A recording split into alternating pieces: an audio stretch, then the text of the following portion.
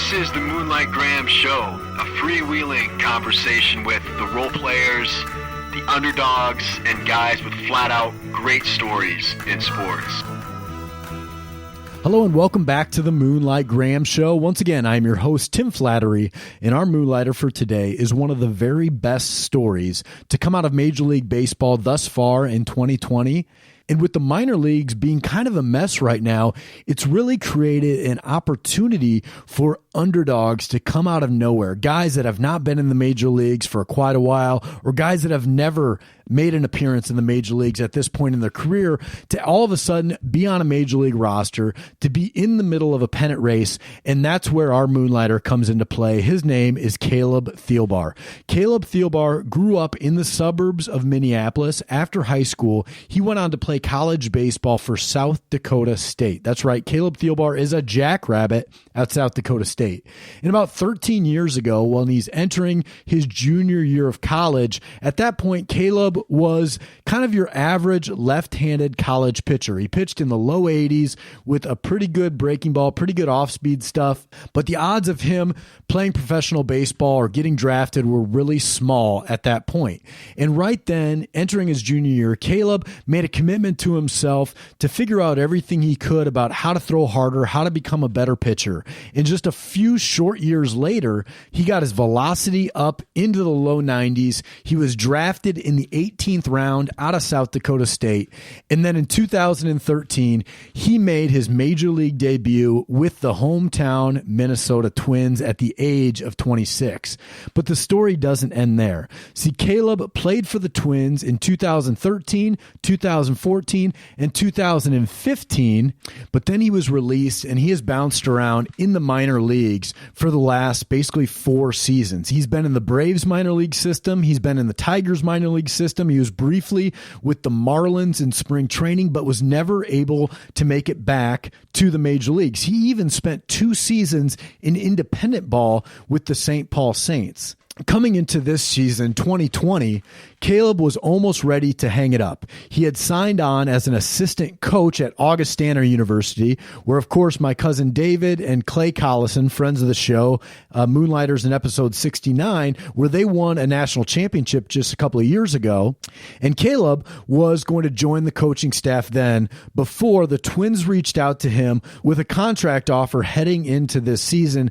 And Caleb accepted it because, of course, he wanted to play for the hometown Twins. And as fate would have it, because of COVID and because of the lack of minor leagues and because of Caleb revitalizing himself as a pitcher, he's throwing the ball as good now as he ever has his entire career. He's 33 years old. He is back in the major leagues, and it's a great underdog story. It's a great story of perseverance. Of course, I'm a little biased because he's playing for my Minnesota Twins, but it was so fun to get him on the podcast. I got to give props to Clay Collison, who sent me Caleb's number and was able to help coordinate this interview. So during an off day just about a week ago, Caleb and I connected to talk about his career and also his road back and the changes he's made to getting back to becoming a major league caliber pitcher. So I think you guys are really going to love this episode of the Moonlight Graham Show. And if you like what we're doing here on the podcast, make sure to subscribe to the Moonlight Graham Show wherever it is that you get your podcast. And we would love it, folks. We would love it if you left us a 5-star review. You can also follow the show on social media, Twitter, Instagram, Facebook, YouTube. We love hearing from you guys each and every week. So enjoy today's episode with Moonlighter Caleb Thielbar. But before we get to our episode, I want to talk to you about a new partner of ours. It's called the Underdog newsletter. So the Underdog newsletter is an email newsletter that you can sign up for online. Here's what it is. It's a bite-sized rundown of the best underdog stories in sports. You guys know we're all about the underdogs here on the Moonlight Graham Show. And what these guys do, they sift through thousands of stories each and every week and handpick the best underdog stories and deliver them into your email inbox each and every week. They deliver it the same time the Moonlight Graham Show comes out every Tuesday morning morning. And these guys over at the Underdog newsletter, they celebrate the long shots, the rejects, the misfits, beating the odds, and overcoming adversity. I don't know if there's a better email subscription list that you can sign up for than the Underdog newsletter. Here's how you find them. You head over to www.jokermag.com/newsletter, or to make it even easier, all you have to do is type in Underdog newsletter into Google, sign up for the Underdog newsletter. It'll come into your inbox every Tuesday morning, and let them know the Moonlight Graham Show sent you. I guarantee that you'll enjoy this Underdog newsletter each and every week. Check them out, guys. I was checking the schedule today, and what a weird setup, what a weird schedule right now. In the 60-game sprint, you guys are a third of the way through it right now. What's baseball like in the COVID world? Well, it's still baseball. I mean, other than obviously no fans, not being able to go out for breakfast or whatever. That's kind of my biggest change personally. Other than that, it's pretty much the same routine, just a few extra precautions than would normally be taken. Is the dugout a little different with everybody wearing masks or trying to adhere to, these social distancing guidelines? Does the dugout and the game itself feel different? Not really. The masks are a little weird, but there's still the same energy. There maybe there's even more energy, honestly, because we kind of have to supply it ourselves. You can't rely on the crowd to supply that energy for you. So I think you've seen that around the league a little bit. There's been tensions flaring. A lot of it's just because you can hear what the other guys are saying in the dugout now, and a lot of guys have taken offense to that kind of stuff. And it's a different environment, but it's still baseball. It's still ultra competitive. So it's pretty cool still. Is it a relief to sit in the bullpen and not have kids ask you for a ball 10,000 times during the game? Yep. That might be one of the better parts about it. I mean, obviously we love the kids and everything, but that question in particular is always one that kind of gets on everyone's nerves. Yeah, Caleb, you obviously grew up in the Twin Cities area, and you went and played college ball as a Jackrabbit at South Dakota State. Did you know you're the first ever Jackrabbit to make the major leagues? Oh yeah. There's been a couple since, but yeah, that was kind of a big deal to the Jackrabbit community. But hopefully the guys that have made it since, they carve out good careers too. So obviously Trinan has for sure. But yeah, no, that was kind of a cool thing for me for sure. At what point of your college career, whether it was at South Dakota State or maybe in summer ball, did you think that baseball and professional baseball may be in the cards for me? After during my junior year, it really took a step up in velocity. Really, that summer I learned a lot about mechanics and basically how bad mine were, and really worked that late in that summer and then all through that fall on getting those things better, obviously. And my velocity took a significant jump that year. Started hitting 90 for the first time, and back then, 10, 12 years ago, 90 from a lefty wasn't all that common. So that year started to get a little bit of interest from scouts and stuff. A few guys talked to me and everything, and then my senior year, everything kind of fell together, and then there was significant interest, I guess I would say, and obviously got drafted that year. So yeah, it was one of those things. I knew what I wanted to do. I always wanted to play pro ball, but I obviously knew that my velocity was an issue, and I had to go and figure out a way to be able to fix that. And thanks to the internet, I guess it was possible. So back in your junior summer, when you started correcting some things with mechanics and the velocity jumps up, was there a certain guy or a coach, or did it happen, talking in the bullpen with other guys? Like, where were you playing, and how did that transition take effect? Well, I was playing out east in a collegiate summer league that year, and I pitched well that summer, but the velocity just wasn't there. Yeah. And I went home, and me and my parents were kind of looking around the internet, and we just found a guy named Dick Mills, and he's no longer with us, unfortunately. But he offered a video analysis for $350, and we were like, you know what, let's just do it and see what he has to say. The stuff on his website, we kind of liked what he had to say on there and everything, and we sent him a video, all the different angles, and a couple weeks later he sends back a review, and then gets on a call with me, and we talk pitching mechanics for probably over an hour at least, and kind of took that as a starting off point, and really never looked back. I mean, went from throwing like 80, 82 that summer, and then had maybe a couple weeks, maybe a month to work on stuff before I got back to school. And that fall, my first appearance, I was hitting 87 already. Wow.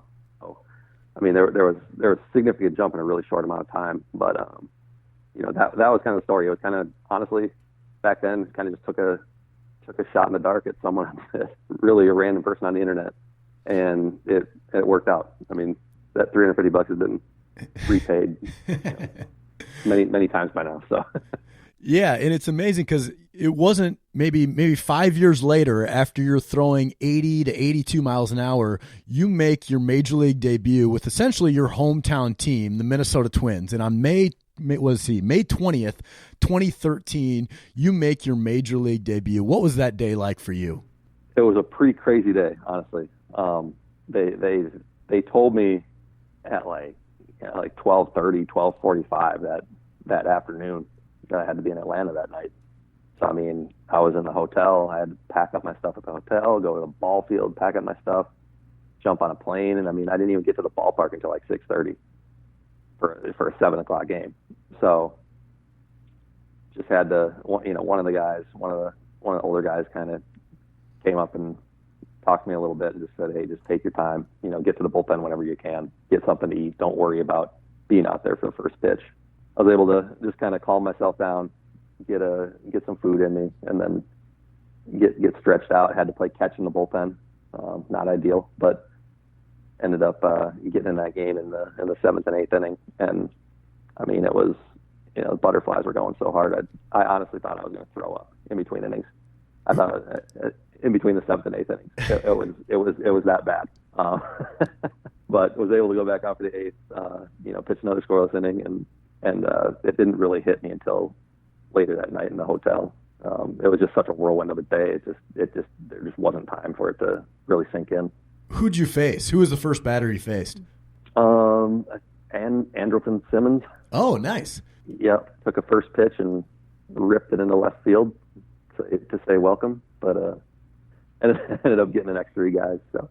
How crazy is it that, you grew up kind of in the Twin Cities metro area then, and I'm assuming you grew up a Twins fan. Do I have that right? Mm-hmm. Of course. So you grew up a Twins fan, and you're watching games on FSN North, and you got Dick and Bert in the booth as you're growing up. And I grew up in Iowa, and we always had the Twins games on, and I've known every guy on the roster for forever. And I just can't imagine, Caleb, you and I are about the same age, and I can't imagine getting called up to the Twins when being a Twins fan, and every one of these guys on the roster, and guys like Torrey Hunter or Joe Mauer or Morneau, or some of these guys that have been around for 10 years plus on the Twins, and then all of a sudden you're suiting up next to those guys. What was that feeling like of playing for your hometown team? Yeah, I mean, you have it pretty much right. I mean, even now, I mean, you look at the roster, but I mean, the more on the coaching end now. I mean, you look at a guy like Troy Hawkins is with us every trip. Obviously, grew up watching him all the time. This spring training, Johan Santana was kind of my idol growing up, and all of a sudden he's standing behind me in spring training watching my bullpens, and it's just those kind of things that you just never would have expected. But obviously, we grew up at the same time. Those early to mid 2000s teams with that core, Mauer, Morneau, Hunter, the Piranhas. Yeah, I mean, I get called up, and all of a sudden Joe Mauer's catching me in my debut. I mean, it was just surreal, man. I mean, and got to know him pretty well, got to know Morneau pretty well. I mean, it's crazy that I was able to grow up watching these guys and then share a clubhouse with them. It's pretty unbelievable, actually. Yeah, and then you were with the Twins from 2013 through 2015. And then you kind of got out of affiliated ball for a couple of years. You end up playing for the St. Paul Saints in 2016 and 2017. And I played independent ball myself. And I know that, going that route, sometimes guys can, if they come from affiliated ball and they don't have the right attitude or they don't have the right mindset, they can be a little bit of a red ass in an independent league clubhouse. Yeah. Because things can go south really quick with a bad attitude, because sometimes independent ball feels like you may never get back. Like you might feel like nobody's ever going to give you another chance once you're in indie ball, because everybody wants to be in affiliated ball. So what was that period of that 2-year stretch like when you're in independent ball and thinking, I may never get back to the good side of things? Yeah, no, I mean, you have it exactly right. I mean, luckily for me, I had been in the big leagues and had some pretty good success there, so that definitely helped my chances. But at the same time, I mean, going from 2015 and having played in the majors, and then getting DFA'd and all that stuff, and then all of a sudden in 16 I can't get a job. I mean, that's kind of the toughest part. Luckily I have kind of the benefit of hindsight, and I've learned to kind of self-evaluate a lot, and now I can look back and say, like, okay, yeah, it's obvious why they made that decision. I was terrible that year. I mean, there's no secret about it. But like you said, I always had that goal of getting back, and luckily the independent leagues exist. Honestly, I mean, and a lot of people don't realize. I mean, there's a lot of good baseball there, right, as you well know, and there's a lot of good, just professional hitters. There's obviously the rookie factor and everything, but the top 4, 5, 6 guys in every lineup is a legitimate, at least AA, maybe AAA lineup. So it's something good to measure yourself against. But I think the main thing after that 15 season and having my shoulder hurt for a couple of years was honestly just getting healthy and feeling good, going out there and throwing every day. And then as the velocity started to come back, then kind of realized, like, hey, I might have a chance again. And then I got a chance that next spring with the Marlins, and I was feeling really good heading into spring training, and everything just kind of fell apart. It was a weird spring in 17, and going from feeling so good to having everything fall apart again was really disappointing. So I got released by them, and then went back to St. Paul, and that summer really had things figured out. And then I had an oblique injury, and that shut me down for the season. So I honestly thought I was done after that. The oblique injury, was that the low point for you? Yeah, I mean, what was I, 2017, so I would have been 30 years old that summer. I had pitched really well. I mean, I think I gave up like 1 run that summer or something like that. And I was 30 years old. I just had an oblique injury that shut me down for the last month and a half of the season. And I was like, I don't know who's going to take a chance on me now, honestly. But luckily Darty got the job in Detroit that off season.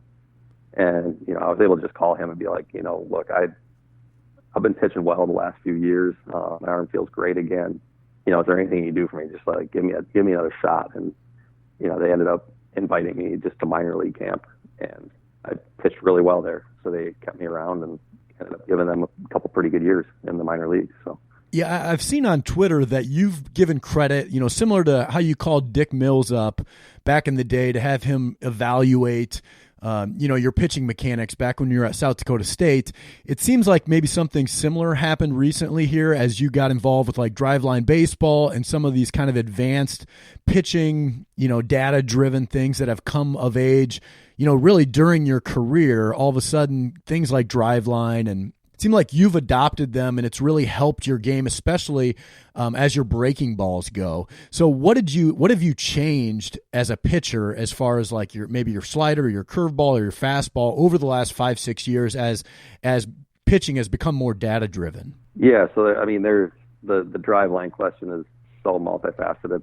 I guess for starters, just getting in touch with them and starting to understand what they're all about. One of my friends went out there when he was having, I think he had a torn labrum. So, I mean, it was basically a last ditch effort for him to go back out to driveline and kind of see what they had to offer. And he went out there for a month and a half or something like that, and came back, and my house was like a halfway point for him to Seattle. So he stayed with me, and we talked for hours about it. And that next off season is when I really, that was late in the off season, so I didn't really have any chance to really get into it that year. But the next year was when I really got into it, and all of a sudden my arm just felt great every single day. I mean, my arm path shifted and became much more efficient, and therefore my arm started to feel good every single day, and the velocity started to come back. And the drills they have kind of help me mechanically too. I'm still not all the way there where I want to be mechanically, but I'm a lot closer now than I even was the last time I was with the Twins. Actually, when I got released by the Marlins, I went out there for a couple weeks and really got in depth with those guys about how to use the technology like Rapsodo and the ball flight kind of technology, and they taught me how to use it too. I mean, they taught me different things about spin axis, spin efficiency, and it really helped me improve my breaking balls over the next couple of years. My curveball went from being a pretty good curveball to now it's one of the better. Now it's obviously my best pitch now, so it's something that I didn't use a whole lot when I was up last time, but now it's going to be basically a staple of my game. And then learning how to tweak the spin on a slider to get more break horizontally, vertically. But then they just taught me so much about the game, and then reading their blogs and all their articles and stuff. It's really just a continuing education type of thing. And there's just so much more that keeps coming out every year, week by week, honestly, that can contribute to helping make guys better. That it's just something that I've taken and ran with. And really, if people want to get better, there's so many resources out there now that are possible to do that with. Yeah, and so how did this opportunity with the Twins come back around for this 2020 season? Probably the best season of my life, honestly. I mean, I was better last summer than I ever was with the Twins. Wow. And just didn't get a chance with Detroit. I understand why. It's business. I completely understand it. It doesn't make it any easier, but if it wasn't for them, I wouldn't still be playing anyway. So I don't really have anything bad to say about them. The opportunities for growth that they gave me the last few years, from a data perspective and from a pitching perspective, were invaluable, I guess. This offseason I really had significant interest from a lot of different teams. But basically as soon as the Twins called, it was pretty much game over, just because that's where I would want to be if I was going to keep playing. And it was just the best fit too. It just kind of everything fell into place. If I was going to keep playing, the way that the roster was constructed, the way that they use their pitchers versus how my skill set works, was pretty much right in line. Just from reading the different articles that have been put out the last few years about them. I mean, I understood that I fit well into their system, and they had interest. So, just kind of all those factors kind of put it all together. When you make the return to the major leagues this year, it had been 5 years since you had been in the big leagues. Your last appearance coming in 2015. It's 2020 now. You make, your return, and, the FSN North did kind of made a point of it. And then you got interviewed after the game with Marnie Gellner. How emotional was that day for you, just to see all of this hard work, all of these dark days in the minor leagues and the independent leagues at Driveline Baseball, trying to figure things out on your own? It all comes to fruition, within the last month here back in Target Field for the Minnesota Twins. Yeah, it was very emotional. If anyone saw that interview, you could see that it was coming out. And yeah, I broke down after that interview. I'm not gonna lie. I had to find a little quiet place in a hallway, and it just overwhelmed me, honestly. You think it's like you said. It was 5 years of work and not knowing if it was ever going to happen again, and just to have it all come out. Pitched pretty well that day, minus that third inning when I tried to go back out there and get a save. But just to kind of prove that it can be done, prove that I could still do it. That was the main thing. But also, just the sacrifices that I've had to make, but also my family's had to make. Summers away, my wife works full time, so it's not like she can be there with me like a lot of guys. And it wasn't possible. I mean, with the money you make in the independent ball, I mean, there's no way you can support a family on that. And it just kind of hit me all in one moment.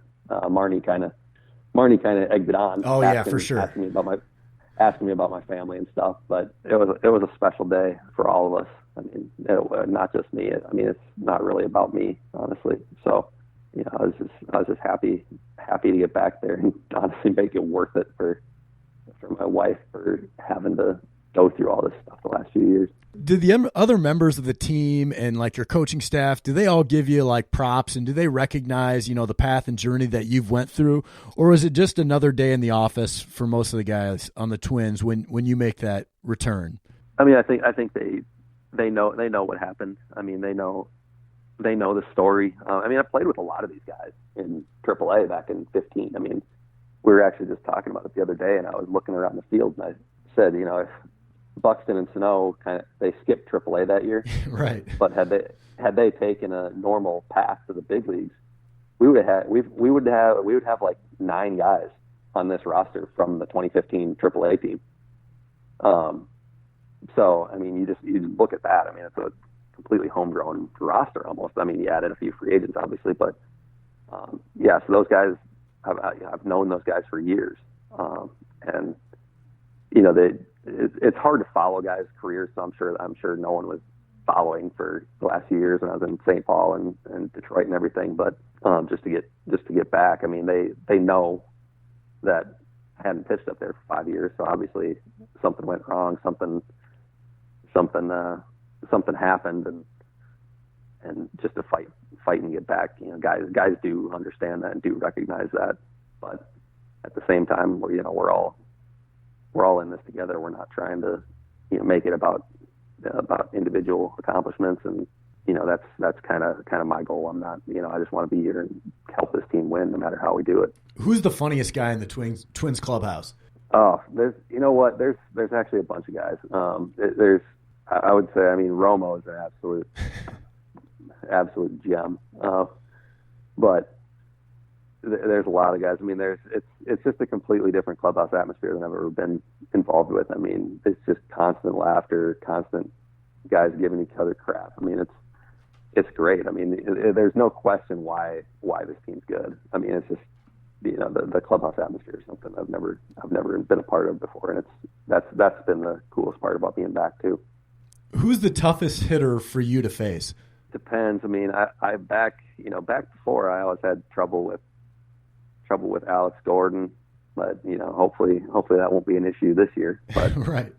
He always gave me trouble back before when I was up. I feel there's always someone every year that there's someone every year that you absolutely own, and there's someone every year that absolutely owns you. And a lot of times it just changes from year to year. Last year there was a guy in Columbus named Brandon Barnes, and I just felt like, even if I did get him out, I just felt like I could never get that guy out. But like I said, it just changes every year. That's what makes baseball cool. I mean, one year you can go from getting owned by a guy, and then the next year completely own him. So I mean, that's just what makes baseball, I guess. Is there any one pitch or one game that still nags at you, still keeps you up at night? Yeah, actually, this last fall, when I was playing for Team USA over in Japan, I got walked off in the third place game that would have sent us to the Olympics. Ooh. And it's just, I can replay that pitch over and over in my mind. And it was a good pitch. It was up and in, right where I wanted it to be. Shattered the guy's bat, and it just right over the shortstop's head into shallow center field for a base hit. Bases were loaded, so no chance to get him at the plate, obviously. But just one of those things. It's hard to that pitch in particular really gets me. Even though it was good, it's just one of those things where baseball just happened that day and got beat, and there's nothing I could do about it. Even if there's couldn't have made a better pitch. Guy broke his bat, and still got beat, and in a game of that magnitude. I mean, that was a tough one. I still think about that one, almost every day, honestly. I got a walk off like that where I gave one up over second base on a broken bat in independent ball, and it's every other day. I haven't pitched competitively in 10 years now, and I think about it every other day. Mm-hmm. But it sticks with you, man. It sticks with you, and it's tough to get rid of. I mean, I don't know if I'll ever get rid of that one. That was a tough one. Hopefully they can, whoever gets to play in the next qualifier can go and get the USA there, so that I don't feel like I'd completely let us down and not having USA baseball in the Olympics. But those things happen, and I guess life goes on. It doesn't make it any easier though. What person has had the biggest influence on your baseball career? I mean, I guess I'd have to say my dad. I mean, from the time I could walk, I mean, we were out in the backyard playing baseball. He had a really stressful job when I was young, and probably every night I was begging him to go out and hit me ground balls and pop ups in the backyard, and he would go do it.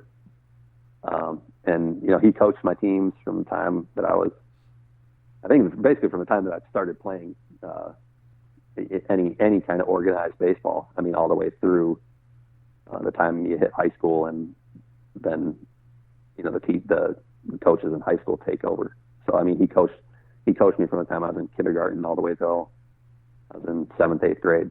So just the love of the game that he had and kind of instilled in me. I mean, he has to be the biggest reason why I fell in love with the game. And what's the best advice you've ever received, Caleb? I think a lot of it is watching guys work.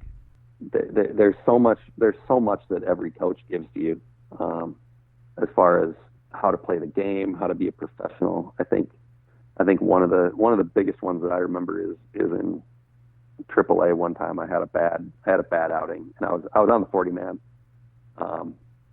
So I came out of spring training that year not pitching very well, and I had a really bad outing, and I didn't handle it the best. And the pitching coach kind of called me in after the game and basically said, you're basically on the doorstep, and that stuff can't happen anymore.